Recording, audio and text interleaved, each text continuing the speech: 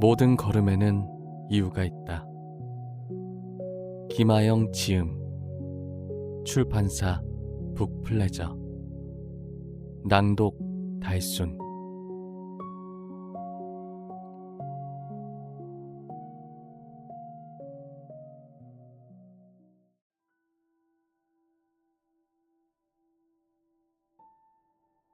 방황이라고 쓰고 성장이라고 읽는다. 사람은 태어나서 한 번도 자신의 얼굴을 보지 못하고 죽는다. 거울 속에 비친 모습만 볼 수 있지만 그마저도 정확한 얼굴은 아니다. 마찬가지로 남의 눈에는 보이는 나의 장점을 내가 알아차리지 못할 때도 있다. 반대로 주변 사람들은 알고 있는 나의 단점을 스스로는 모르고 살아갈 때도 있다. 그러다 암초에 걸리면 그 이유를 찾지 못해서 방황하다 비로소 이런 질문을 하게 된다.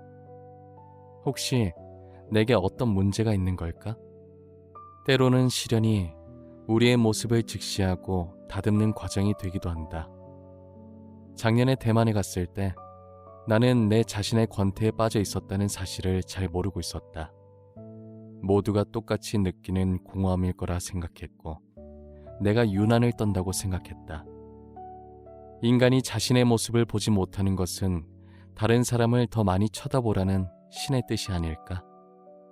때로는 상대방의 슬픔을 알아차려서 어루만져 주기도 하고, 때로는 자신에게 빠져있지 말고 다른 사람의 모습을 보면서 배울 점을 찾아보라는. 여행지에서 만난 사람들의 얼굴 속에서 나는 인생의 퍼즐을 찾아나갔다. 작년에 대만 카페에 갔을 때도 그랬다. 드시지 마세요. 가게 주인이 나를 제지했다. 아차 싶었다. 아까 주인이 내게 마시지 말라고 했는데 컵이 나오자 그걸 잊고 자연스레 손을 뻗었다. 마시는 법을 설명해 드릴게요. 그때 드시면 돼요. 내가 끄덕였다. 이 커피는 딱 3번 만에 드셔야 해요. 3번이요? 커피는 충분한 양을 마셔야 향을 잘 느낄 수 있어요. 조금씩 드시게 되면 향도 조금만 맡게 되거든요. 첫 입을 마시고 나면 저를 기다려주세요. 일리가 있다. 내 앞에는 소주잔 2개 크기의 잔이 놓여있다. 고개를 끄덕인 뒤 한 모금 크게 마셨다. 감탄이 절로 나왔다. 이게 무슨 커피죠? 메뉴판에 있는 넘버 3예요. 뒤를 돌아봤다. 칠판에 적힌 3번 원두 이름은 산 카를로스 게이샤. 내가 처음 가게에 들어왔을 땐 다른 손님이 있었다. 아, 잠깐만요. 이분들에게 메뉴 설명 끝내고 바로 갈게요. 나야 급할 것 없으니 그러시라고 했다. 그 손님들의 설명이 끝나자 주인은 내게와 열정적으로 소개해줬다. 저건 브랜디 향이 나는 원두, 이건 초콜릿 향, 요건 과일 향이 나는 원두. 약 2분간 메뉴판을 가리키며 원두 종류별로 향을 이야기했다. 세트 메뉴를 고르면 몇 분 간격으로 시간을 두고 각기 다른 종류의 커피를 내준다. 잔은 꺼낼 때마다 차갑게 얼려져 있었다. 한 잔 드셨으면 이 물로 입을 헹구셔야 해요. 자, 그리고 2번째 모금을 마실 땐 양을 조금 늘려서 마셔보세요. 조금 더요? 물을 한 모금 들이켜 입을 헹군 후 후루룩 마셨다. 자, 이번에는 혀를 한번 움직여보시고 이제는 삼킨 뒤에 숨을 크게 쉬어보세요. 와, 너무 좋은데요? 괜찮아요? 향이 조금씩 입안에 퍼지다 과일 향이 코끝으로 휙 하고 올라왔다. 나의 반응에 주인이 미소를 지었다. 내가 웃으면서 구슬 외쳤다. 가게 주인도 덩달아 신이 났다. 좋아요. 아주 좋아요. 흡사 접시가 깨끗이 비워졌을 때 그 접시를 바라보는 셰프의 만족스러운 표정처럼 바리스타는 커피가 손님의 취향에 제대로 맞아떨어졌는지 유심히 살피다가 맛있다고 하면 덩달아 신나했다. 가게 주인이 선반 위에 있는 유리병을 종종 확인했다. 5개의 유리병이 쉴 새 없이 더치커피를 만들어내는 중이었다. 나는 이렇게 한 잔 만드는데 얼마나 걸리는지 물었다. 한 잔이면 48분 정도 걸립니다. 나는 브랜디 향이 나는 원두를 구입했다. 주인은 포장을 하며 87도의 물을 사용하라고 당부했다. 물의 온도가 90도를 넘겨서는 안 돼요. 이 원두는 그래야 본연의 맛이 나요. 혹시 따뜻한 커피도 파시나요? 네, 팔아요. 그럼 한 잔만 주시겠어요? 저는 커피 세트를 다 드신 분께는 더 이상 커피를 팔지 않아요. 지금 마신 3잔은 일부러 순서를 정해서 드린 거예요. 마지막에 드신 커피가 가장 우아한 맛인데요. 커피도 종류를 다르게 마실 때는 순서대로 마셔야 해요. 그래야 잘 느낄 수 있어요. 만약 손님이 마지막에 드린 커피로 같은 걸 한 잔 더 시킨다고 해도 저는 드리지 않을 거예요. 왜냐하면 그 전과 같은 맛이 느껴지지 않을 거니까요. 지금 드신 게 가장 적당해요. 가게 안에 있는 다른 손님들도 다 같이 귀를 기울이는 게 보였다. 가게 주인은 커피를 많이 파는 게 목표가 아니라고 했다. 실제로 이 가게는 일주일에 3, 4일만 운영하고 나머지 시간은 로스팅을 위해 문을 닫는다. 가게 주인은 15년째 직접 로스팅을 하고 있다고 했다. 이 바리스타가 원하는 것은 단 한 가지. 손님들이 이 가게에 들어와서 오롯이 커피의 향과 공간을 느끼며 머물다 가는 것이라고 했다. 나는 1시간 남짓 이 가게에 머무는 동안 옆에 손님들과 꽤 자연스럽게 친해질 수 있었다. 독특하게도 가게에는 의자가 2개 정도밖에 없었기 때문이다. 새로운 손님이 오면 기존에 있던 손님들이 서로 거리를 좁혀 새 손님이 서 있을 공간을 마련해 주었다. 손님끼리 거리가 가까워지자 마음의 거리도 조금씩 좁혀지는 느낌이 들었다. 덕분에 1시간 남짓 머무는 동안 풍성한 이야기가 오갔다. 많은 손님을 한꺼번에 받을 수 있는 가게는 아니었지만 내가 있는 동안 손님들이 꾸준히 오갔다. 공간에 깃든 철학과 소신이 나 같은 여행자들에게 일상에서 빼앗겼던 여유와 신선함을 선물하고 있었다. 이 무렵 나는 권태에 빠져 있었다. 끝없이 달리는 경주마 같다는 생각에 기자 생활 중 처음으로 모든 걸 놓아버리고 싶다는 생각을 하고 있었다. 물론 일에 대한 자부심도 있었다. 선배가 고친 나의 기사 한 줄이 마음에 들지 않아 옥신각신한 적도 있었고, 현장에서 중계를 할 때는 조금이라도 더 생생하게 담기 위해 PD 선배와 늘 머리를 맞댔다. 나는 일을 하면서 내가 즐기고 있다고 생각했고 성과가 나지 않았던 것도 아니었기에 스스로 방황하는 이유를 찾기 힘들었다. 상사와 맞지 않을 때도 있었지만 좋은 상사가 내 위에 있었을 때도 나는 똑같이 부족함을 느꼈다. 나는 내 방황의 이유를 비로소 이 가게에서 찾았다. 나는 저 바리스타가 자신만의 세계 안에서 일할 수 있다는 것이 부러웠다. 내가 쓰는 기사, 내가 만드는 뉴스 영상에는 나 한 명의 시선이 아니라 내가 소속된 팀의 시선이 함께 담겨 있었다. 기사 주제를 선정할 때에도 나의 의견만 반영되는 게 아니라서 내가 쓰고 싶은 주제와 다른 것을 취재해야 할 때도 있었다. 영상을 편집하는 방식도 이 조직의 규칙에 맞춰서 내보내야 했다. 어쩌면 내가 조직이 정한 틀 밖에서 일하고 싶은 건 아닌지 스스로 질문해보게 됐다. 나도 나만을 위한 공간을 가질 수 있다면, 그래서 그 공간을 오롯이 나의 의견대로 꾸려갈 수 있다면, 우리는 종종 고민과 방황을 혼동할 때가 있다. 그 무렵 내가 그랬다. 스스로 방황한다고 단정지었던 그 시간, 사실 내 세계는 확장되고 있었다. 다른 말로는 나는 성장하는 중이었다. 남이 보는 나와 내가 아는 나 사이의 틈. 쏴. 다음날 아침, 비 내리는 소리가 들렸다. 침대 옆 블라인드를 걷었다. 타이베이 시내가 촉촉하게 젖어 있었다. 30분 정도 멍하니 창밖을 바라봤다. 잠들지 못하는 날들의 연속. 대만으로 출발하기 전 나는 병원에 들렸다. 이전에도 정신과에 간 적 있으세요? 네, 올해 초에 갔었어요. 몇 달 정도 참아봤어요. 혹시나 의존하게 될까봐.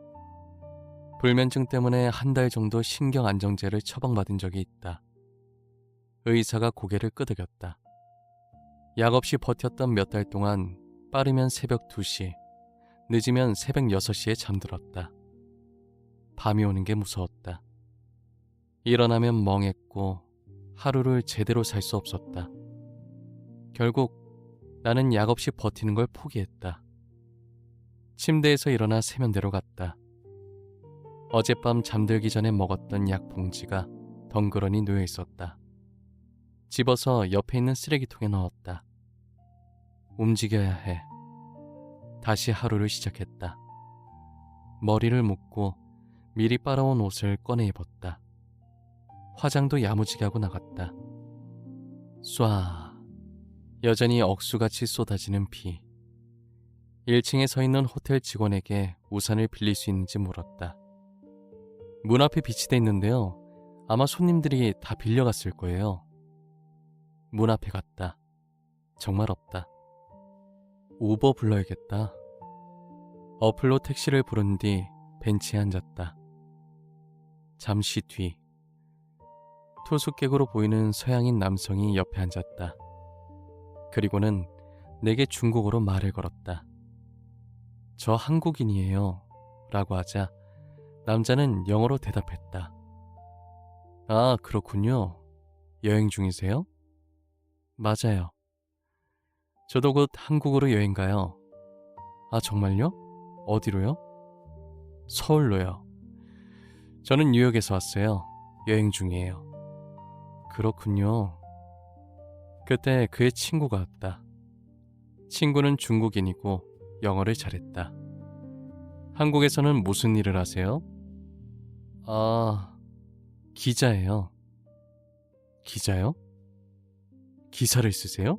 아니면 방송? 기사도 쓰고 방송도 하죠. 방송 기자예요. 와우. 둘의 눈빛에 갑자기 호기심이 생겼다. 내 직업이 흥미로웠나 보다.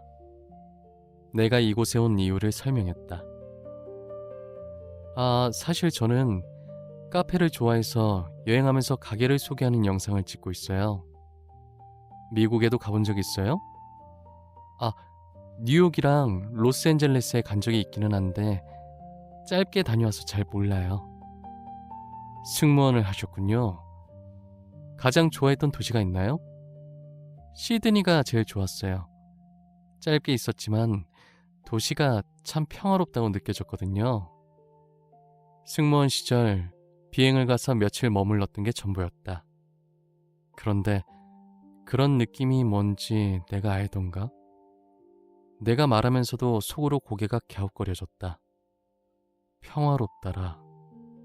그때 시드니는 내게 잠깐 쉬는 장소였기 때문에 평화롭게 느껴졌다. 그 속에서 매일 똑같이 출근하고 일하고 퇴근하는 사람들의 숨소리를 들어본 적은 없다. 한 발자국 떨어진 여행자의 눈이 그 도시를 제대로 바라봤다고 할 수 있을까? 줄줄이 소시지처럼 나의 의식의 흐름이 이어지던 때 빗속을 뚫고 그들의 일행이 한 명 더 합류했다. 동시에 내가 예약한 택시도 도착했다. 탁! 택시 문이 닫혔다. 휴대전화를 들어 구글맵을 잠시 확인했다. 카페 몇 곳을 찾아보다가 화면을 껐는데 순간 검은 화면 위로 화장한 내 얼굴이 보였다. 5시간밖에 못 잔 상태를 완벽히 감췄다. 분홍빛 셔츠와 하얀 진주 목걸이까지 걸치니 한껏 밝아 보였다. 약 없으면 잠도 못 자는 인생인데 만 33. 살아남기 위해 발버둥 치다 보니 몇 가지 이력이 내 삶에 나왔다. 세상은 그 이력이 만든 유리창으로 나를 바라보고 있었다. 나와는 전혀 다른 내 모습이 유리창 너머에 서 있었다. 아마도 활기차게 웃고 있는 모습이겠지. 빗소리가 더욱 세차게 들렸다. 모든 불행이 다 씻겨 내려갔으면 좋겠다. 속도가 다른 건 내 잘못이 아니야. 같은 목적지를 향한다고 해서 걷는 속도가 같을 필요는 없다. 누군가는 일정한 속도로 걷는 걸 좋아하고 누군가는 쉬었다가 힘을 끌어모아 전속력으로 질주하기도 한다. 조직원으로 살아갈 때 겪는 고충은 내 속도대로 갈 수 없다는 데에 있다. 나는 총 3번의 선거 방송에 투입됐다. 대통령 선거와 지방선거, 총선이었다. 김하영 씨, 지금 들어갑니다. 인이어에서 PD의 콜이 들려왔다. 조명이 머리 위로 떨어졌다. 가로 17m, 세로 13m, 높이 7m의 광활한 스튜디오 위에 혼자 서 있다. 원래 기자들이 생중계를 할 때는 대본이 적힌 프롬프터가 앞에 있지만 지금은 그런 게 없다. 카메라가 공중을 휘젓고 다녀야 하기 때문에 그런 큰 모니터를 설치해봐야 너무 멀어서 보이지도 않고 그렇게 큰 장치가 달려있으면 카메라 움직임에 방해가 된다. 그러니까 지금 나와 함께 호흡을 맞추는 건 화면에 실시간으로 바뀌는 숫자들 뿐. 커다란 스튜디오를 날아다니는 지미집 카메라의 빨간 불빛만 바라보며 2분 동안 혼자 떠들기 시작했다. 데이터엠입니다. 이번에는 이번 선거의 연령별 표심을 머릿속에 달달 외워둔 약 20개의 대본들 내 손으로 쓰고 입으로 수백 번 되뇌었다. 그러나 숫자는 미리 외울 수 없다. 선거 당일에만 알 수 있으니까. 실시간으로 바뀌어 펼쳐지는 숫자를 보고 순간순간 해석해서 시청자들에게 전달해줘야 한다. 선거날에는 오후 6시 전후에 시작해서 다음날 새벽 4시, 길게 가면 새벽 6시까지도 끝나지 않는다. 그야말로 체력 싸움. 정신줄을 놨다간 어떤 실수가 튀어나올지 몰라 대기실에서 김밥을 먹으면서도 중얼중얼 대본을 외웠다. 정치인들의 이름이나 정당을 잘못 말할까봐, 숫자를 잘못 읽을까봐, 해석을 잘못할까봐 쉬어도 쉬는 게 아니었다. 그때는 청심환보다 커피가 효과가 좋았다. 심장이 쿵쾅쿵쾅 뛰면서 안절부절할 수 없는 그 상태를 유지하는 게 긴장의 끈을 놓지 않는 데에 효과가 있었다. 새벽 3시 정도 되면 체력이 바닥나면서 슬슬 졸음이 찾아오는 순간이 온다. 그때는 거의 커피를 들이붓는다. 지난 몇 주간 수십 명이 달라붙어 추진한 이 큰 프로젝트를 나 한 명의 실수 때문에 망칠 수는 없으니까. 그렇게 선거 방송이 끝난 뒤 며칠을 쉬고 나면 회사에 출근하기가 싫어진다. 사람은 로봇이 아니라서 휴대전화 배터리를 충전하듯 기계적으로 에너지가 채워지지는 않는다. 그러나 나에게는 뛰어야 할 이유가 있었다. 그건 사장님 때문이 아닌 같은 노동자들 때문이었다. 선거방송 기간에는 기존 부서에서 필요한 인력을 빼서 선거방송을 담당하는 팀에 파견한다. 원래 있던 팀은 그만큼 일할 사람이 줄어든다는 얘기다. 무거운 짐을 함께 나눠 들던 동료 한 명이 빠졌으니 다른 동료가 들고 있던 짐이 더 무거워진다. 파견 갔던 사람들이 돌아오면 원래 있던 부서의 동료들은 당연히 기쁘다. 드디어 짐을 덜어줄 동료가 생겼기 때문에. 하지만 돌아온 동료는 방전된 상태다. 일을 열심히 하지 않는다고 잘리지는 않는다. 결국 조직원이 바라보는 건 회장님이나 사장님이 아니라 옆에 앉아있는 동료들이 아닐까. 내 몫만큼 열심히 해내느라 지쳐있을 텐데 내가 예전처럼 열심히 하지 않고 농땡이를 피우면 나는 그에게 죄를 짓는 게 될 테니까. 돌이켜보면 나는 회사보다도 동료에게 미움받지 않기 위해 뛰었던 것 같다. 내 몸의 센서가 고장나기 전까지는. 일요일 밤 9시 30분 무거운 발걸음을 이끌고 집에 들어섰다. 다음날 뉴스 진행을 위해 새벽 3시 30분에 일어나 출근해야 하는 남편이 자지도 못한 채 날 기다리고 있었다. 피곤했지? 밥 먹을래? 아니, 내가 해먹을게. 자. 아니야, 내가 해줄게. 아니야, 너 자. 이럴 시간에 밥 하겠다. 사실 괜찮다는 말을 할 기운조차 없었다. 남편은 침대에서 일어나 부엌으로 갔다. 그 사이 나는 10시간 넘게 얼굴에 덕지덕지 붙어있던 선크림을 씻어냈다. 수건으로 대충 닦고 화장대 앞에 털썩 앉았다. 여보, 밥 먹고 해. 이거 식어. 나 내일 출발할 짐 좀 싸고 먹을게. 이거 식는데 먹고 하면 안 돼? 식으면 맛 없는데.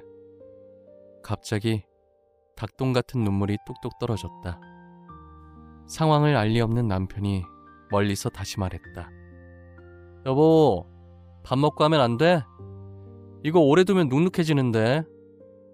그냥 날 놔둬. 제발. 갑자기 눈물이 왈칵 솟구쳤다. 울먹이는 목소리로 중얼거렸다. 남편이 달려왔다. 가만히 날 보더니 얼굴을 감싸 안았다. 엉엉 소리내며 울었다. 남편이 말했다. 괜찮아. 괜찮아. 힘들었지? 꾹꾹 눌러 참던 날들의 연속. 그 끝엔 지칠 대로 지친 내가 있었다. 죄 없는 남편에게 짜증을 냈다. 내 자신이 싫고 남편에게 고마웠다. 여보, 미안해. 고마워. 남편이 등을 토닥였다. 나는 더 이상 낮은 연차가 아니었다. 일을 하다가 이 방향이 아닌 것 같으면 의견을 낼 수 있을 만큼은 성장이 있었다. 나를 괴롭히는 사람도 없었고 일이 어려운 것도 아니었다. 기자 생활 8년 차. 회사의 허리인 나는 이제 이 정도는 해내야지 라는 부담감이 있었다. 내 몫을 깔끔하게 잘 해내면 모두가 편해진다. 해오던 대로만 착착 해내면 된다. 그런데 그건 마치 먹기 싫은 밥 같았다. 살아야 하니까 목구멍으로 꾸역꾸역 집어삼켰다. 자존심이 센 성격이라 특출나게 잘해내고 싶은 욕심은 없었어도 못한다는 소리만큼은 듣기 싫었다.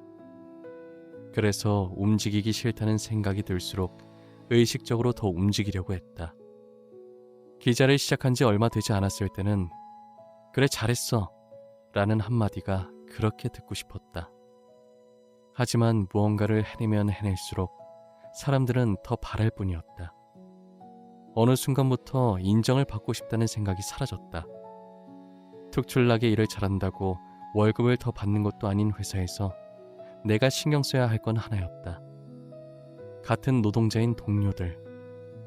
매일 얼굴을 마주하고 종종 만나서 밥도 먹고 서로 농담을 주고받던 사람들과의 좋은 관계를 무너뜨리게 될까봐 두려웠다. 동시에 끊임없이 페달을 밟아야 하는 자전거 위에 있는 기분이 들었다. 나는 언제쯤 이 자전거에서 내릴 수 있을까? 남편이 물었다. 그만둘래? 굵은 눈물이 한 방울 뚝 떨어졌다. 일을 그만하고 싶은 건 아닌데 뭔가 설명하기 힘든 감정이 차올랐다. 내 인생의 박자에 맞춰 걸을 것. 여기 맞아요? 네, 그렇게 나오는데요. 아마도 저 안에 있는 것 같은데. 택시기사가 말했다. 아무리 찾아봐도 카페가 안 보였다. 창문 밖으로 몸을 기울였다. 바이크샵이 보였다. 아, 감사합니다. 비가 여전히 부슬부슬 내렸다. 택시에서 내려 풀쩍풀쩍 뛰어가 문을 열었다. 저 커피 호를 찾아왔는데요. 한 중년 여성이 나를 반겼다. 아, 2층으로 가시면 돼요. 가게 안쪽으로 들어가니 계단이 있었다.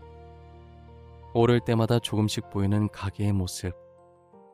파란 양탄자가 긴 나무 의자 위에 올려져 있고 옆에는 손때 묻은 LP들이 잔뜩 꽂혀 있다.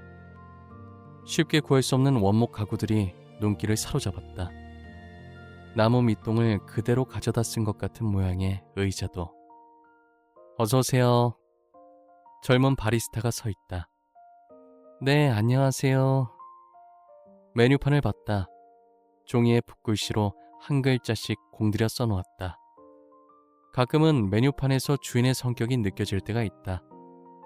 메뉴를 보며 물었다. 혹시 꽃향기 나는 커피가 있을까요? 이게 가장 꽃향기가 많이 나요. 에티오피아 거예요. 그걸로 주세요.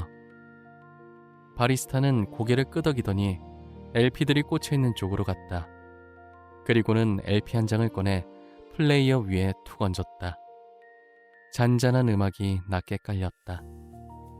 열린 창문 사이로 빗소리가 밀려들며 박자를 맞췄다.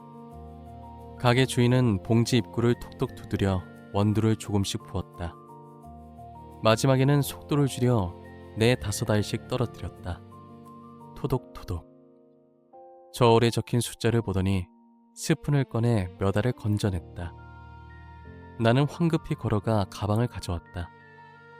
자리를 옮겨야겠다. 사이폰 커피 장비들이 막 움직이려던 순간이었다. 가게 주인이 동그랗고 납작한 은색 판 사이에 하얀 필터를 끼웠다. 커다란 유리병을 집어들고 판을 넣은 다음 긴 막대를 들어 끝까지 살살 밀어 넣었다. 신중한 성격 같네. 유리구슬 모양의 사이폰 장비를 집어들었다. 나는 바로 앞으로 자리를 옮겨 가장 좋아하는 순간을 기다렸다. 보글보글. 붉은 램프 위에 올려진 작은 구슬 안에서 투명한 물이 끓어오른다. 위에 올려진 유리병에 물을 붓고 곱게 간 원두를 툭툭 털어 넣는다. 그리고 큰 나무 숟가락으로 표면을 살살 휘젓는다. 메뉴판을 보면 느꼈던 직감이 틀리지 않았다. 주인은 모든 작업을 한 땀 한 땀 수놓듯 이어갔다. 한순간도 허투루 놓치지 않고 만든 커피의 맛은 우와. 삼키는 순간 코끝에서 진한 꽃향기가 피어났다. 이내 향기가 온 몸을 휘감는 듯했다. 제가 마셨던 커피 중에 가장 맛있어요. 가게 주인이 고맙다며 미소 지었다. 내가 물었다. 사이폰 커피는 어디서 배우신 거예요? 저희 어머니께 배웠어요. 1층 바이크샵에 계세요. 가족들이 하는 가게예요? 네, 제 형제가 바이크샵을 운영해요. 아까 봤던 중년 여성이 생각났다. 바리스타는 사이폰 방식을 쓰는 게 때로는 번거롭다고 했다. 일이 많아요. 일반 드립커피는 필터를 버리고 장비를 쓱 씻어내면 되는데 이건 씻는 것도 번거롭고. 그런데도 사이폰 커피를 고집하는 이유를 물어봤다. 그가 휴대전화 번역기에 대고 말한 뒤 화면을 보여줬다. 사이폰 방식으로 커피를 내리면 맛이 더 풍부하고 완벽해집니다. 내가 방문했던 괜찮은 가게들에는 공통점이 있었다. 주인들이 절대로 손님에게 자신의 기준을 맞추지 않는다는 것이다. 자신이 감당 가능한 인원의 손님을 받고 테이블 개수도 그 정도 수준으로 맞춰둔다. 필요하다면 가게를 예약제로 운영한다. 그들은 자신의 박자에 맞춰서 최선의 결과를 제공하려고 할 뿐 손님들의 속도에 맞춰 박리담회로 팔기를 원하지 않았다. 손님들도 대부분 그 마음을 알아준다. 반대로 나는 종종 내 인생의 박자를 무시하며 살아왔다. 탐사보도팀 발령 초창기 때가 그랬다. 매일 2분에서 2분 30초짜리의 짧은 뉴스를 만들던 내가 30분짜리 기사를 쓰기 시작했다. 처음에는 엄청난 도전처럼 느껴졌다. 기사의 많은 문장들이 유기적으로 연결돼 있게 써야 하는데 차라리 현장에 나가 취재를 한 번 더 하는 게 낫다는 생각이 들 만큼 기사를 쓰는 게 고역이었다. 점심도 거르고 5시간 넘게 기사를 붙잡고 있다가도 이건 아닌 것 같아서 기껏 작성한 문장을 다 지워버리기도 했다. 그럴 땐 다시 현장에 나가 추가 취재를 하고 돌아와 빈 종이를 꺼내 개요를 잡았다. 남들이 다 퇴근하고 난 시간, 빈 사무실을 보면 멍해졌다. 그리고 이 생각이 나를 잡고 놔주지 않았다. 지금 내가 잘하고 있는 걸까? 그 시기 나는 자주 방광염에 걸렸다. 병원에서 약을 좀 받아 먹으면 나아진 것 같다가도 염증은 다시 생겼다. 그것뿐만이 아니었다. 방송주가 되면 항상 입술 옆이 터져 있었다. 남편은 말을 듣지 않는 나를 답답해했다. 제발 몸 좀 챙기면서 해. 이렇게 하지 않으면 일이 안 되는걸. 아니, 건강을 해치면서까지 할 필요는 없잖아. 그때는 나도 내 자신이 컨트롤되지 않았다. 자려고 침대 위에 누우면 이런저런 생각이 떠올랐다.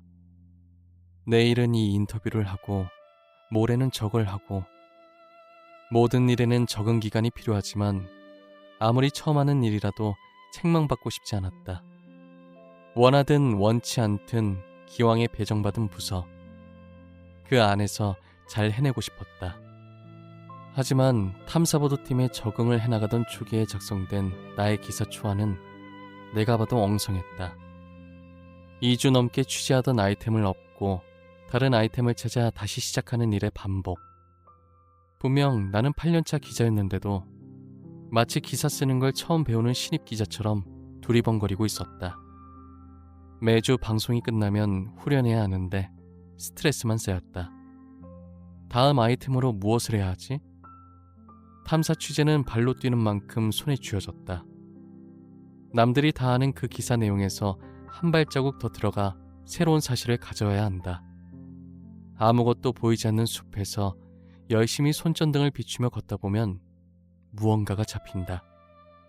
그 잡힌 조각들을 찾아 하나씩 퍼즐로 맞출 때는 희열이 느껴지기도 했다.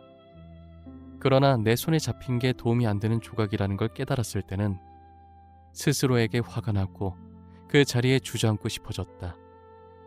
지적받으면 지적받은 대로 그냥 흘러가면 되는데, 내가 나를 괴롭히지 않아도 시간이 자연스럽게 해결해 줬을 텐데, 방광염에 몸살까지 겹쳐 목소리조차 나오지 않던 때에 침대에 누워있던 나에게 남편이 말했다.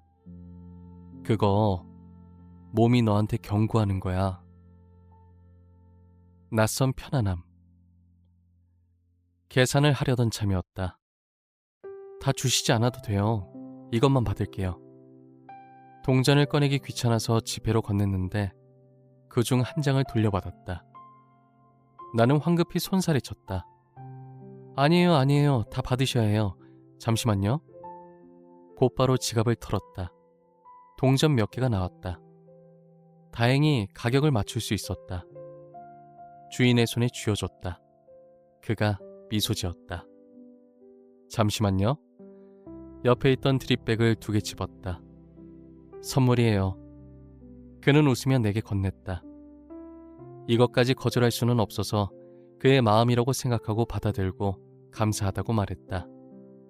좋은 하루 보내세요. 주인이 손을 흔들었다. 1층으로 내려가니 문 밖에 여전히 세찬 비가 쏟아지는 게 보였다. 문 손잡이를 잡으려던 찰나에 우버? 아까 봤던 중년 여성이 물었다. 네, 맞아요. 그녀가 뭔가 말하려다 잠시 멈추고 휴대전화를 가져왔다. 그리고는 번역기를 통해 말을 이어갔다. 택시 올 때까지 여기서 기다려요. 밖에 비가 많이 와요. 택시 도착까지 5분 정도 남았다. 아, 고맙습니다. 가게에는 손님이 한 명 더 있었다.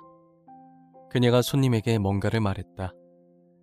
손님이 내게 그녀를 대신해 영어로 물었고 나도 대화를 이어나갔다. 대만에는 여행 온 건지 물어보시네요. 네, 맞아요. 어제 도착했어요.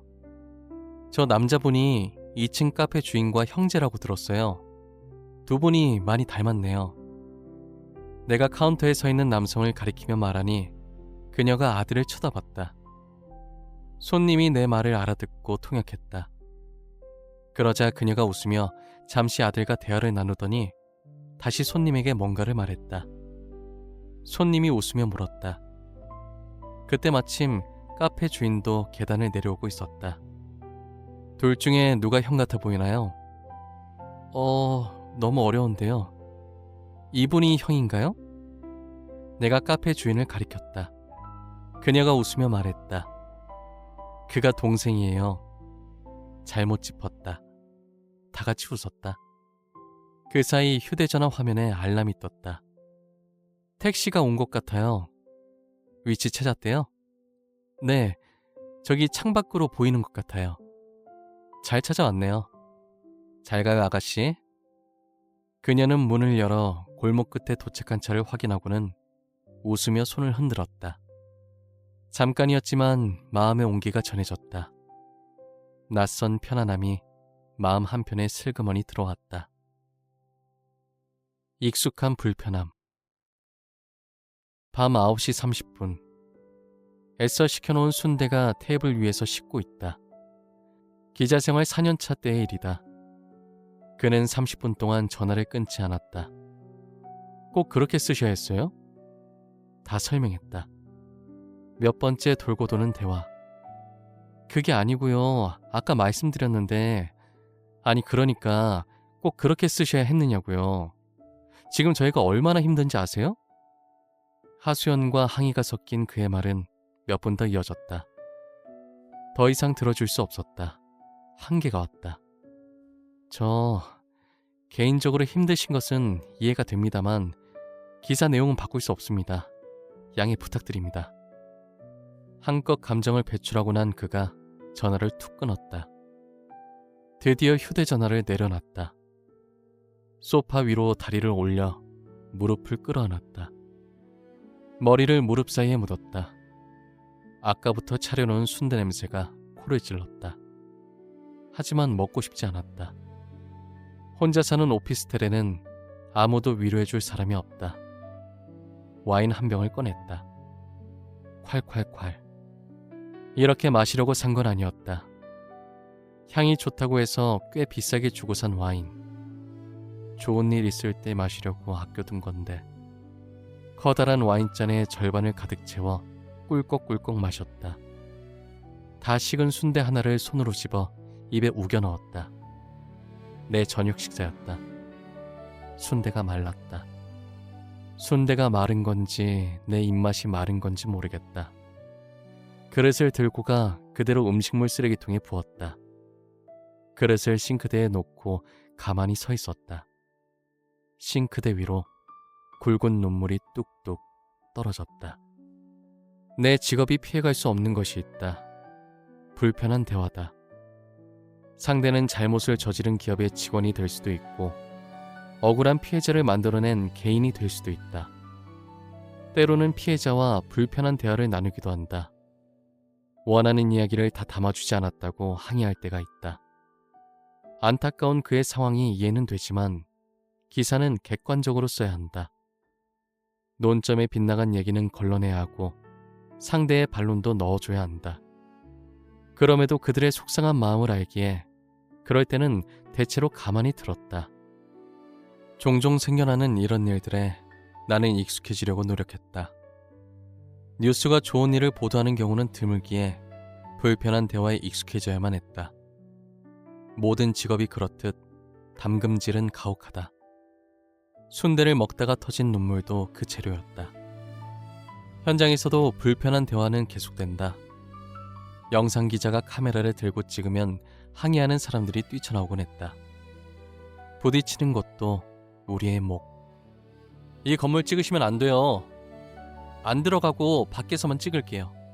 밖에서도 찍지 마세요. 왜요? 그냥 찍지 마세요.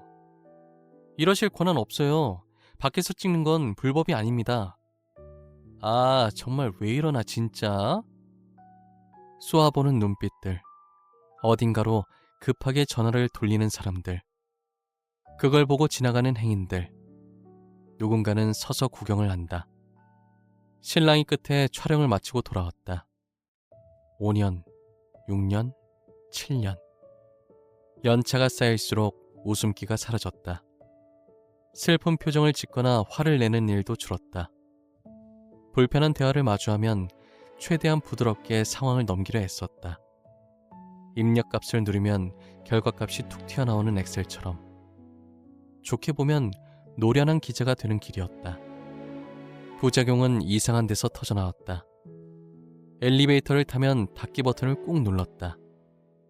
길을 가다가 누군가 내 앞에 서서 천천히 걸을 땐 나도 모르게 속으로 짜증을 내며 비켜갔다. 누가 이야기를 시작하면 그래서 결론이 뭔데? 라는 생각이 들었다. 나는 늘 바빴다. 필요한 건 가방에 집어넣고 불필요하고 무거워 보이는 건 빠르게 솎아내서 버렸다. 불편한 대화에 내 모든 에너지를 소진했기에 정작 내 삶을 풍성하게 만들 에너지는 남지 않았다. 가끔 창문에 비친 내 표정과 그 너머 있는 대만 사람들의 표정은 너무 달랐다. 그들의 표정은 밝고 다정했다. 내가 만난 대만 사람들은 기꺼이 자신의 시간을 내서 친절을 베풀었다. 그들의 에너지를 사용해 웃어주고 안부를 물었다. 여행을 하며 환경이 바뀌니 안 보이던 것들이 보였다. 내 구겨진 자화상이 눈에 들어오기 시작했다.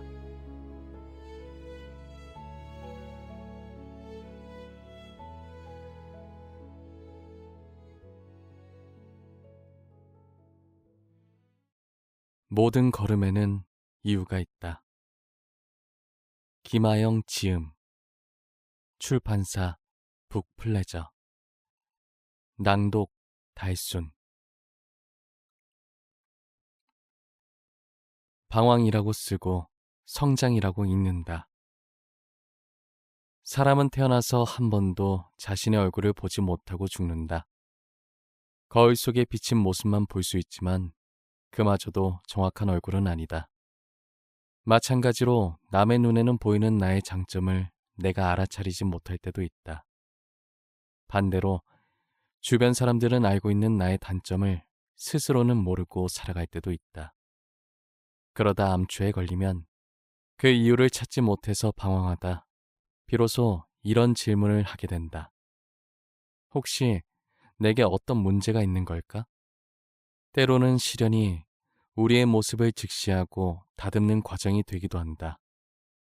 작년에 대만에 갔을 때 나는 내 자신의 권태에 빠져 있었다는 사실을 잘 모르고 있었다. 모두가 똑같이 느끼는 공허함일 거라 생각했고 내가 유난을 떤다고 생각했다. 인간이 자신의 모습을 보지 못하는 것은 다른 사람을 더 많이 쳐다보라는 신의 뜻이 아닐까? 때로는 상대방의 슬픔을 알아차려서 어루만져 주기도 하고 때로는 자신에게 빠져있지 말고 다른 사람의 모습을 보면서 배울 점을 찾아보라는. 여행지에서 만난 사람들의 얼굴 속에서 나는 인생의 퍼즐을 찾아나갔다. 작년에 대만 카페에 갔을 때도 그랬다. 드시지 마세요.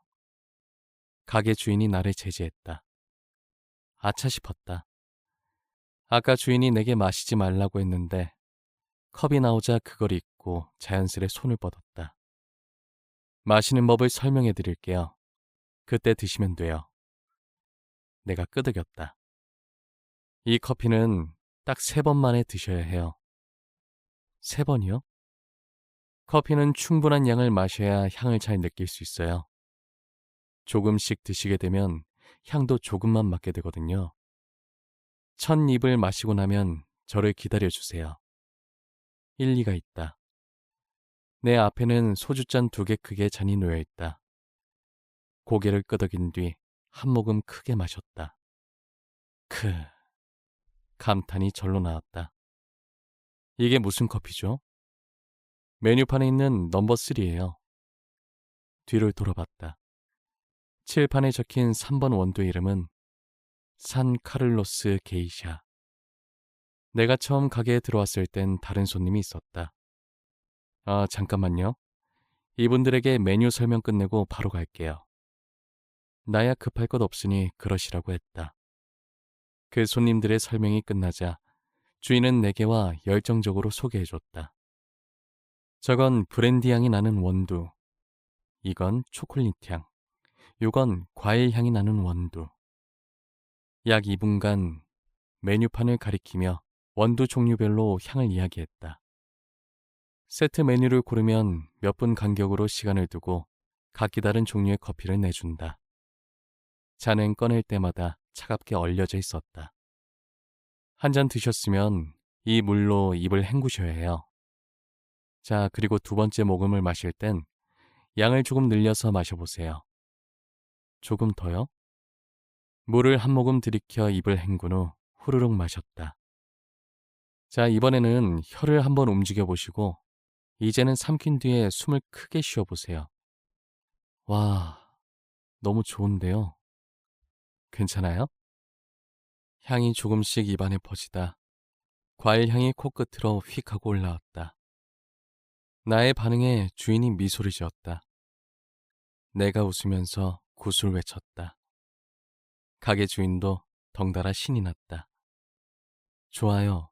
아주 좋아요. 흡사 접시가 깨끗이 비워졌을 때 그 접시를 바라보는 셰프의 만족스러운 표정처럼 바리스타는 커피가 손님의 취향에 제대로 맞아떨어졌는지 유심히 살피다가 맛있다고 하면 덩달아 신나했다. 가게 주인이 선반 위에 있는 유리병을 종종 확인했다. 5개의 유리병이 쉴 새 없이 더치커피를 만들어내는 중이었다. 나는 이렇게 한 잔 만드는데 얼마나 걸리는지 물었다. 한 잔이면 48분 정도 걸립니다. 나는 브랜디 향이 나는 원두를 구입했다. 주인은 포장을 하며 87도의 물을 사용하라고 당부했다. 물의 온도가 90도를 넘겨서는 안 돼요. 이 원두는 그래야 본연의 맛이 나요. 혹시 따뜻한 커피도 파시나요? 네, 팔아요. 그럼 한 잔만 주시겠어요? 아, 저는 커피 세트를 다 드신 분께는 더 이상 커피를 팔지 않아요. 지금 마신 3잔은 일부러 순서를 정해서 드린 거예요. 마지막에 드신 커피가 가장 우아한 맛인데요. 커피도 종류를 다르게 마실 때는 순서대로 마셔야 해요. 그래야 잘 느낄 수 있어요. 만약 손님이 마지막에 드린 커피로 같은 걸 한 잔 더 시킨다고 해도 저는 드리지 않을 거예요. 왜냐하면 그 전과 같은 맛이 느껴지지 않을 거니까요. 지금 드신 게 가장 적당해요. 가게 안에 있는 다른 손님들도 다 같이 귀를 기울이는 게 보였다. 가게 주인은 커피를 많이 파는 게 목표가 아니라고 했다. 실제로 이 가게는 일주일에 3, 4일만 운영하고 나머지 시간은 로스팅을 위해 문을 닫는다. 가게 주인은 15년째 직접 로스팅을 하고 있다고 했다. 이 바리스타가 원하는 것은 단 한 가지.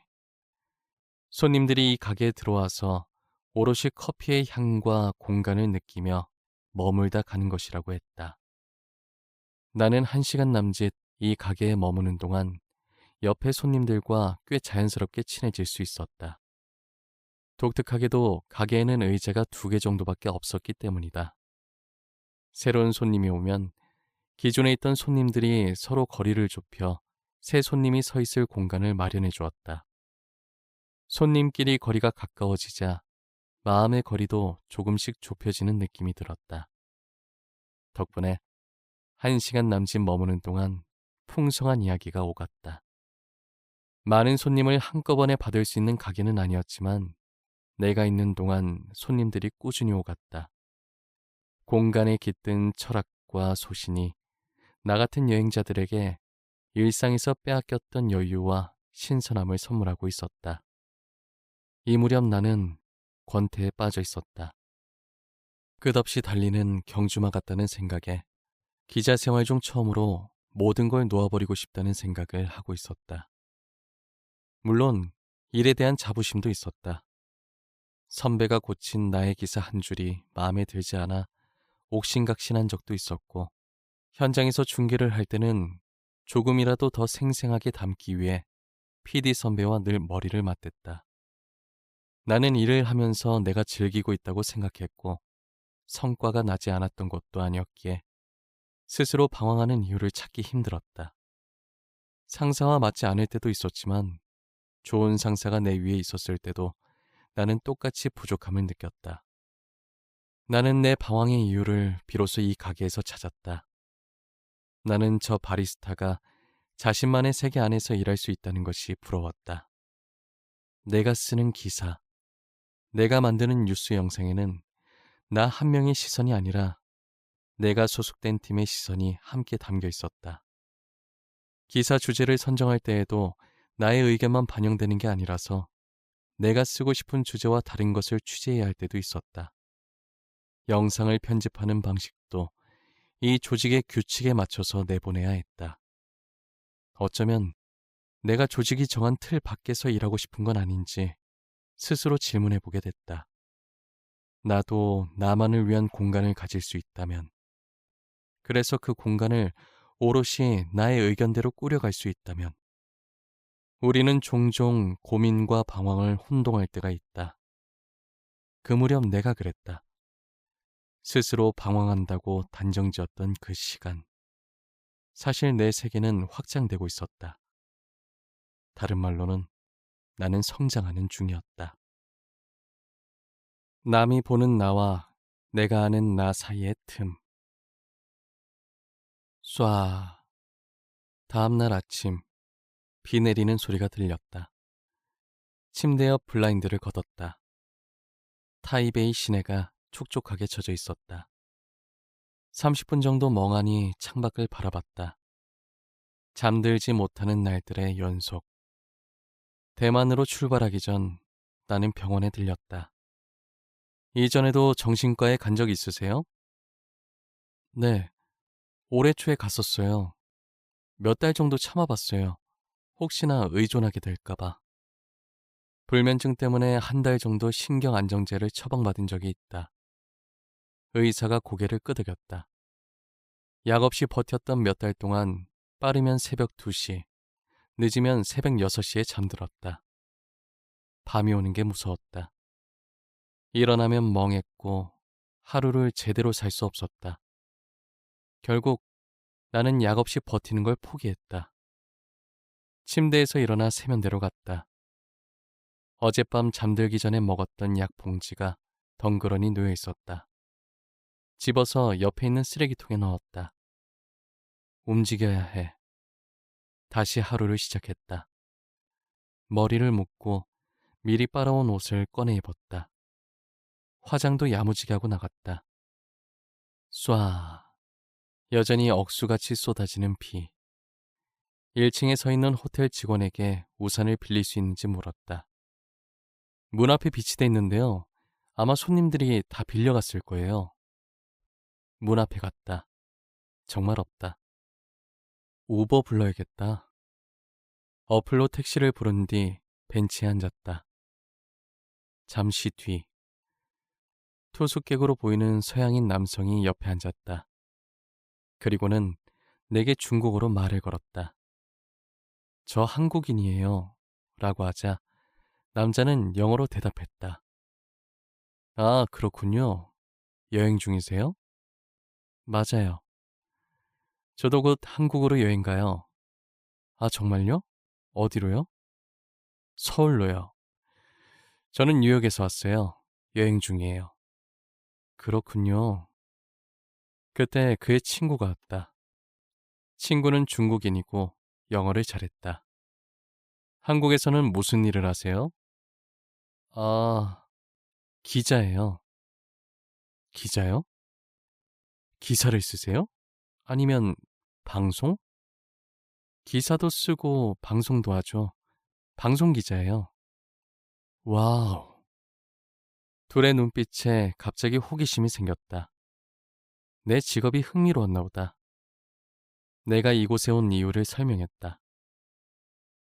아, 사실 저는 카페를 좋아해서 여행하면서 가게를 소개하는 영상을 찍고 있어요. 미국에도 가본 적 있어요? 아, 뉴욕이랑 로스앤젤레스에 간 적이 있기는 한데 짧게 다녀와서 잘 몰라요. 승무원을 하셨군요. 가장 좋아했던 도시가 있나요? 시드니가 제일 좋았어요. 짧게 있었지만 도시가 참 평화롭다고 느껴졌거든요. 승무원 시절 비행을 가서 며칠 머물렀던 게 전부였다. 그런데 그런 느낌이 뭔지 내가 알던가? 내가 말하면서도 속으로 고개가 갸웃거려졌다. 평화롭다라. 그때 시드니는 내게 잠깐 쉬는 장소였기 때문에 평화롭게 느껴졌다. 그 속에서 매일 똑같이 출근하고 일하고 퇴근하는 사람들의 숨소리를 들어본 적은 없다. 한 발자국 떨어진 여행자의 눈이 그 도시를 제대로 바라봤다고 할 수 있을까?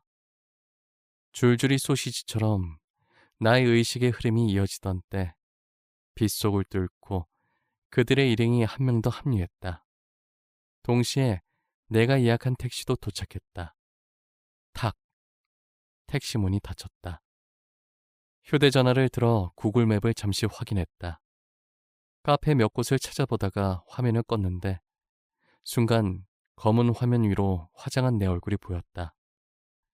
5시간밖에 못 잔 상태를 완벽히 감췄다. 분홍빛 셔츠와 하얀 진주 목걸이까지 걸치니 한껏 밝아 보였다. 약 없으면 잠도 못 자는 인생인데.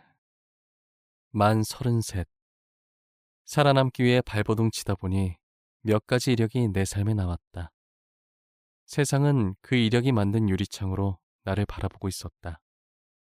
나와는 전혀 다른 내 모습이 유리창 너머에 서 있었다. 아마도 활기차게 웃고 있는 모습이겠지. 빗소리가 더욱 세차게 들렸다. 모든 불행이 다 씻겨 내려갔으면 좋겠다. 속도가 다른 건 내 잘못이 아니야. 같은 목적지를 향한다고 해서 걷는 속도가 같을 필요는 없다. 누군가는 일정한 속도로 걷는 걸 좋아하고 누군가는 쉬었다가 힘을 끌어모아 전속력으로 질주하기도 한다. 조직원으로 살아갈 때 겪는 고충은 내 속도대로 갈 수 없다는 데에 있다. 나는 총 3번의 선거 방송에 투입됐다. 대통령 선거와 지방선거, 총선이었다. 김하영 씨, 지금 들어갑니다. 인이어에서 PD의 콜이 들려왔다.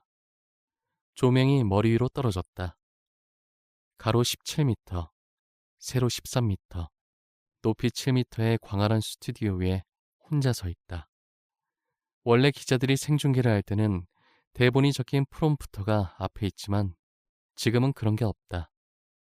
카메라가 공중을 휘젓고 다녀야 하기 때문에 그런 큰 모니터를 설치해봐야 너무 멀어서 보이지도 않고 그렇게 큰 장치가 달려있으면 카메라 움직임에 방해가 된다.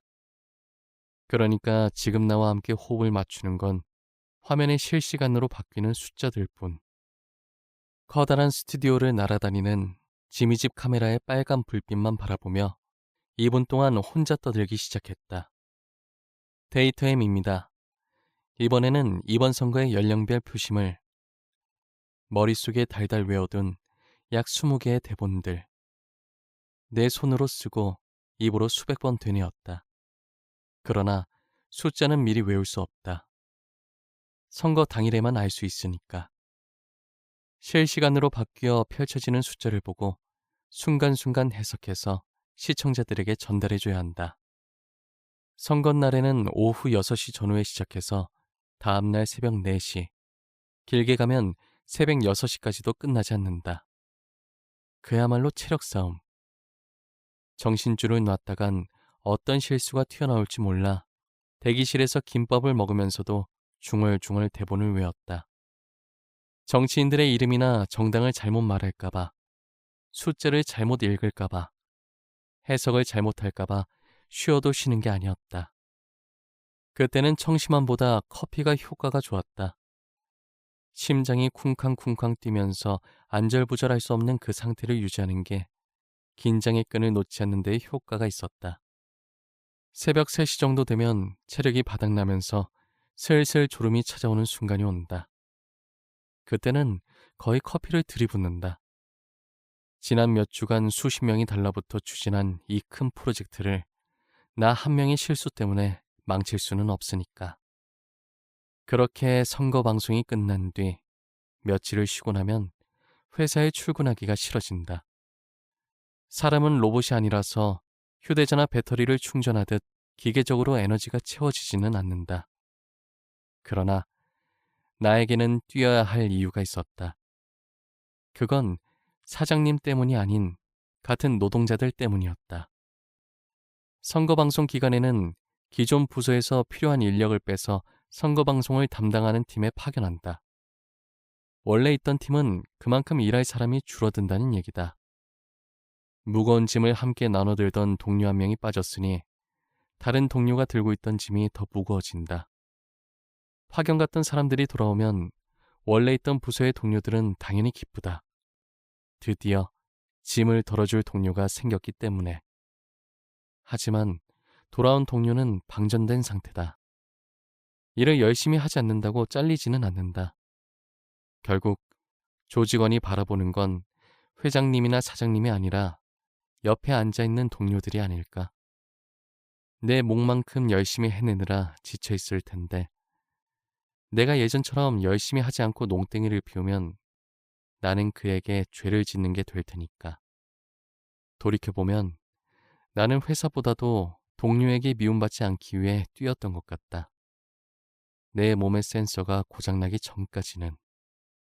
일요일 밤 9시 30분. 무거운 발걸음을 이끌고 집에 들어섰다. 다음날 뉴스 진행을 위해 새벽 3시 30분에 일어나 출근해야 하는 남편이 자지도 못한 채 날 기다리고 있었다. 피곤했지? 밥 먹을래? 아니, 내가 해먹을게. 자. 아니야, 내가 해줄게. 아니야, 너 자. 이럴 시간에 밥 하겠다. 사실 괜찮다는 말을 할 기운조차 없었다.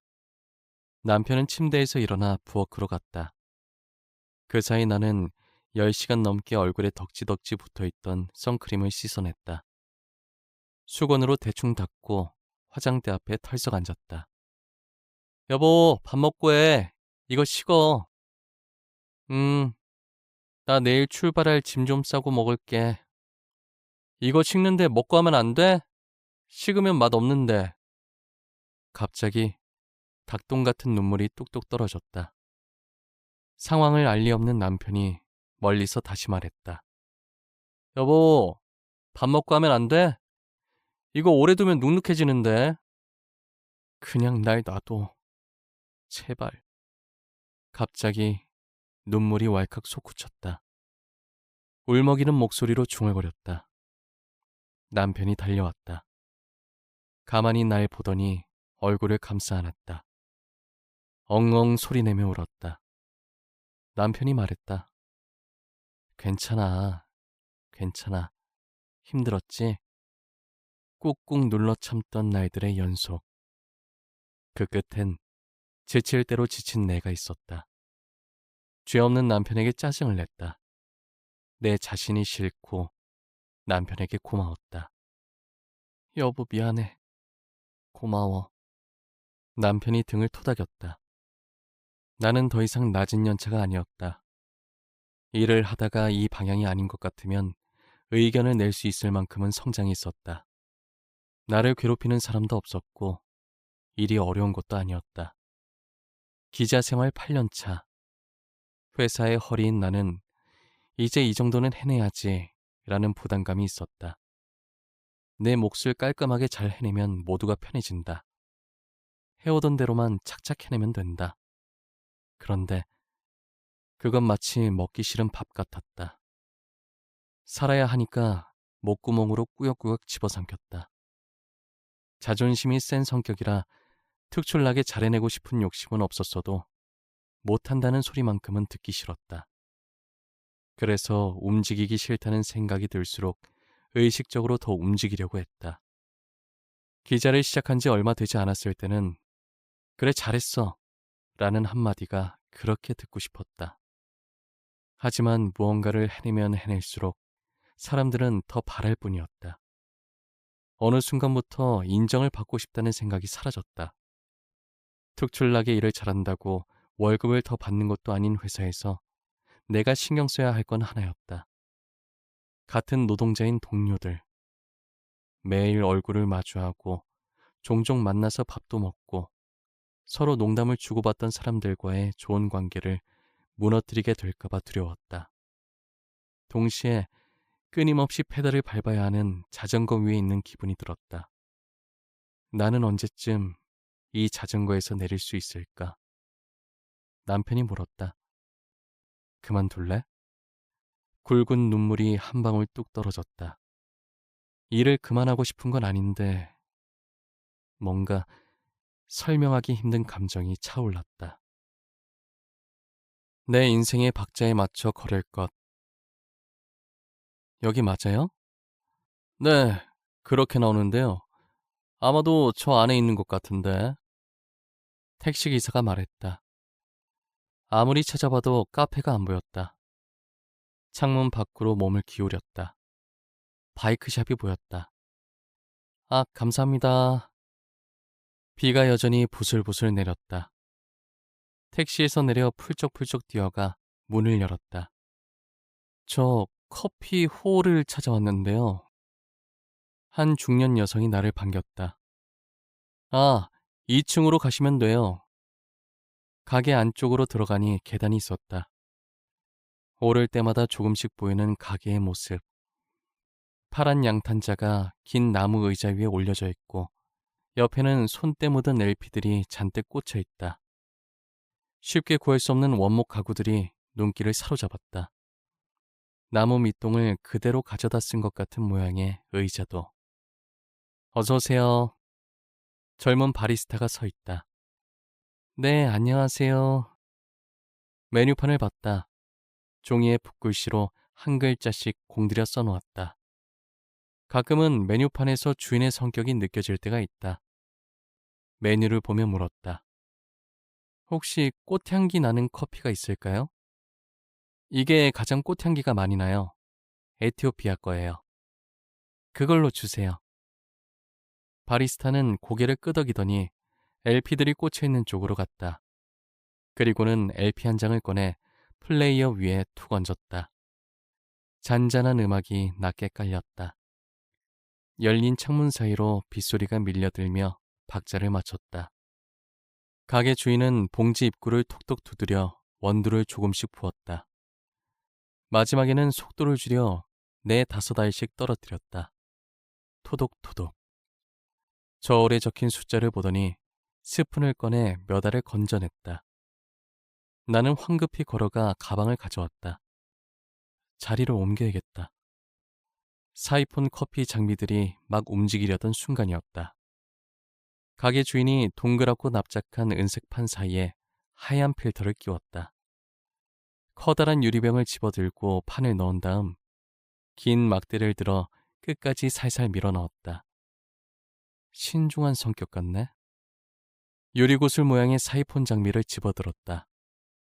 나는 바로 앞으로 자리를 옮겨 가장 좋아하는 순간을 기다렸다. 보글보글. 붉은 램프 위에 올려진 작은 구슬 안에서 투명한 물이 끓어오른다. 위에 올려진 유리병에 물을 붓고 곱게 간 원두를 툭툭 털어 넣는다. 그리고 큰 나무 숟가락으로 표면을 살살 휘젓는다. 메뉴판을 보면 느꼈던 직감이 틀리지 않았다. 주인은 모든 작업을 한 땀 한 땀 수놓듯 이어갔다. 한순간도 허투루 놓치지 않고 만든 커피의 맛은 우와. 삼키는 순간 코끝에서 진한 꽃향기가 피어났다. 이내 향기가 온몸을 휘감는 듯했다. 제가 마셨던 커피 중에 가장 맛있어요. 가게 주인이 고맙다며 미소 지었다. 내가 물었다. 사이폰 커피는 어디서 배우신 거예요? 저희 어머니께 배웠어요. 1층 바이크샵에 계세요. 가족들이 하는 가게예요? 네, 제 형제가 바이크샵을 운영해요. 아까 봤던 중년 여성이 생각났다. 바리스타는 사이폰 방식을 쓰는 게 때로는 번거롭다고 했다.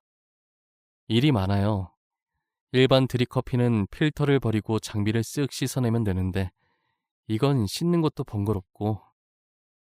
그런데도 사이폰 커피를 고집하는 이유를 물어봤다. 그가 휴대전화 번역기에 대고 말한 뒤 화면을 보여줬다. 사이폰 방식으로 커피를 내리면 맛이 더 풍부하고 완벽해집니다. 내가 방문했던 괜찮은 가게들에는 공통점이 있었다. 주인들이 절대로 손님에게 자신의 기준을 맞추지 않는다는 것이다.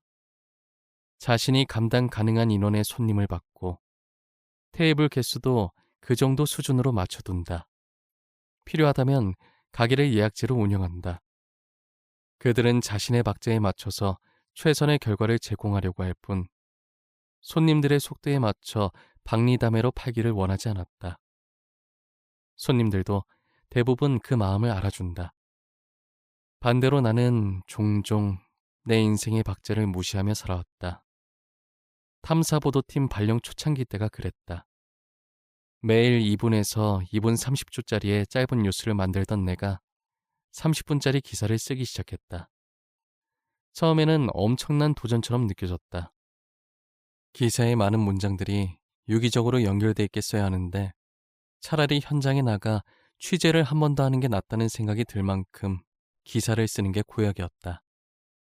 점심도 거르고 5시간 넘게 기사를 붙잡고 있다가도 이건 아닌 것 같아서 기껏 작성한 문장을 다 지워버리기도 했다. 그럴 땐 다시 현장에 나가 추가 취재를 하고 돌아와 빈 종이를 꺼내 개요를 잡았다. 남들이 다 퇴근하고 난 시간, 빈 사무실을 보면 멍해졌다. 그리고 이 생각이 나를 잡고 놔주지 않았다. 지금 내가 잘하고 있는 걸까?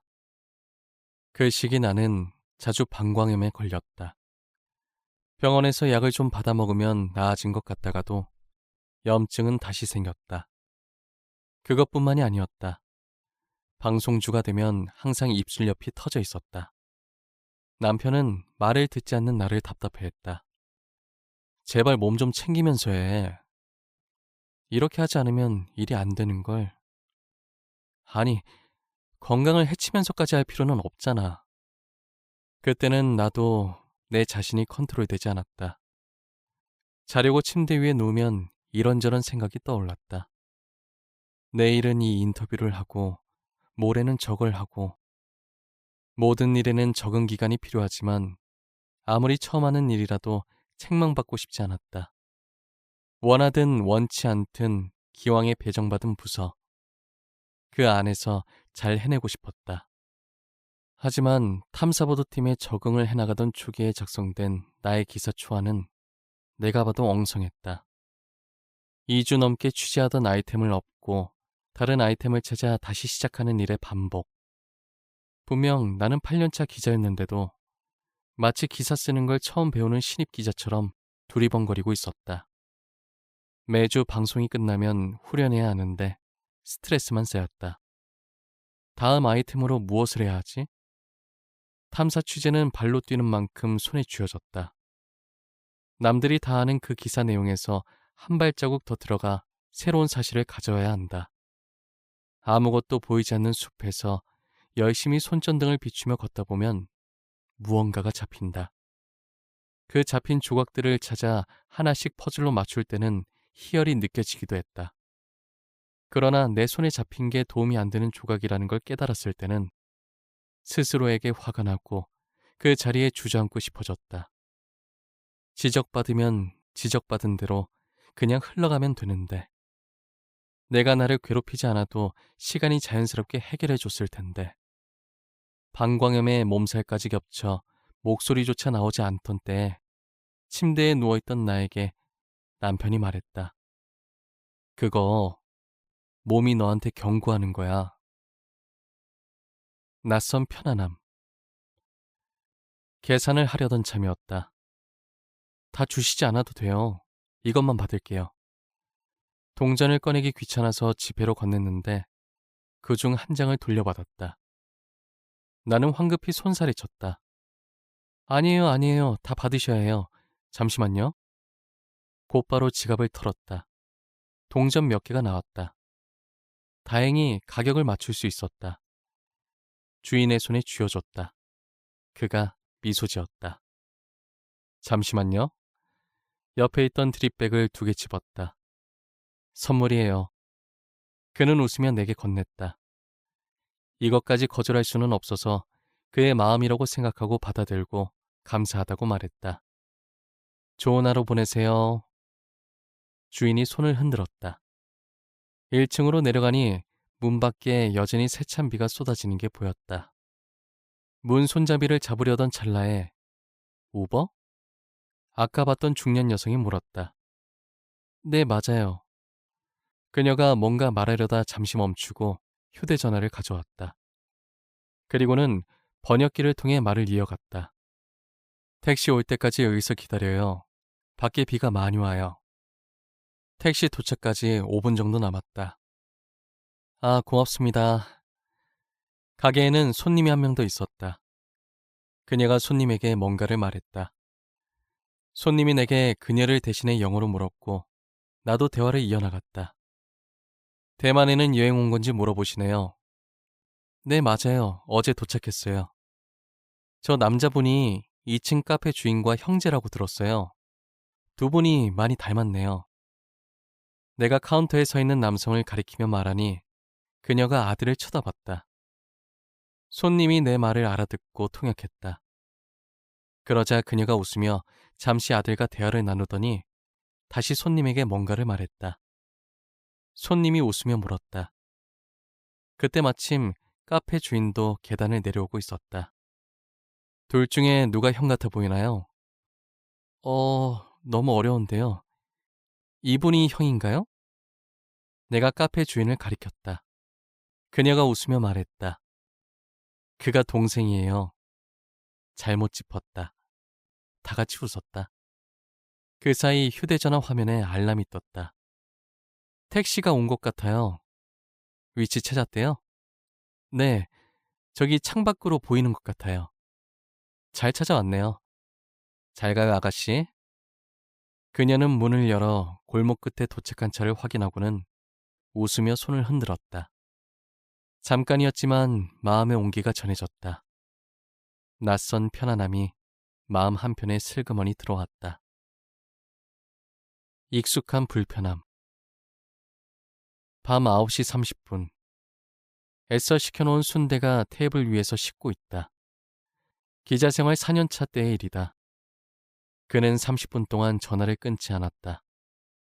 꼭 그렇게 쓰셔야 했어요? 다 설명했다. 몇 번째 돌고 도는 대화. 그게 아니고요. 아까 말씀드렸는데, 아니 그러니까 꼭 그렇게 쓰셔야 했느냐고요. 지금 저희가 얼마나 힘든지 아세요? 하수연과 항의가 섞인 그의 말은 몇 번 더 이어졌다. 더 이상 들어줄 수 없었다. 한계가 왔다. 저 개인적으로 힘드신 것은 이해가 됩니다만 기사 내용은 바꿀 수 없습니다. 양해 부탁드립니다. 한껏 감정을 배출하고 난 그가 전화를 툭 끊었다. 드디어 휴대전화를 내려놨다. 소파 위로 다리를 올려 무릎을 끌어안았다. 머리를 무릎 사이에 묻었다. 아까부터 차려놓은 순대 냄새가 코를 찔렀다. 하지만 먹고 싶지 않았다. 혼자 사는 오피스텔에는 아무도 위로해줄 사람이 없다. 와인 한 병을 꺼냈다. 콸콸콸. 이렇게 마시려고 산 건 아니었다. 향이 좋다고 해서 꽤 비싸게 주고 산 와인. 좋은 일 있을 때 마시려고 아껴둔 건데. 커다란 와인잔에 절반을 가득 채워 꿀꺽꿀꺽 마셨다. 다 식은 순대 하나를 손으로 집어 입에 우겨 넣었다.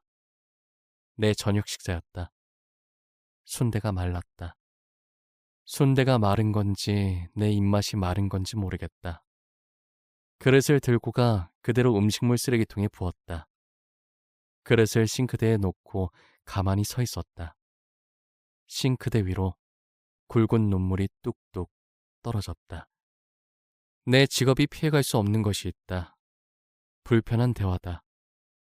상대는 잘못을 저지른 기업의 직원이 될 수도 있고 억울한 피해자를 만들어낸 개인이 될 수도 있다. 때로는 피해자와 불편한 대화를 나누기도 한다. 원하는 이야기를 다 담아주지 않았다고 항의할 때가 있다. 안타까운 그의 상황이 이해는 되지만 기사는 객관적으로 써야 한다. 논점에 빗나간 얘기는 걸러내야 하고 상대의 반론도 넣어줘야 한다. 그럼에도 그들의 속상한 마음을 알기에 그럴 때는 대체로 가만히 들었다.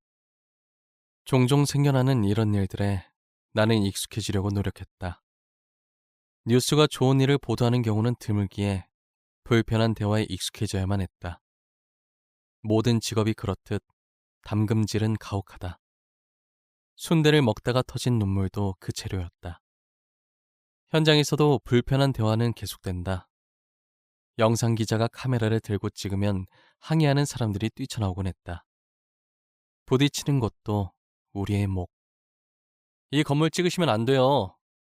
안 들어가고 밖에서만 찍을게요. 밖에서도 찍지 마세요. 왜요?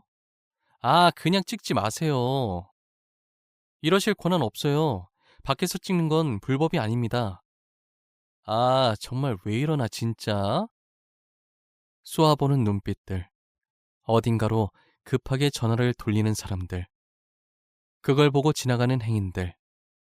누군가는 서서 구경을 한다. 신랑이 끝에 촬영을 마치고 돌아왔다. 5년, 6년, 7년.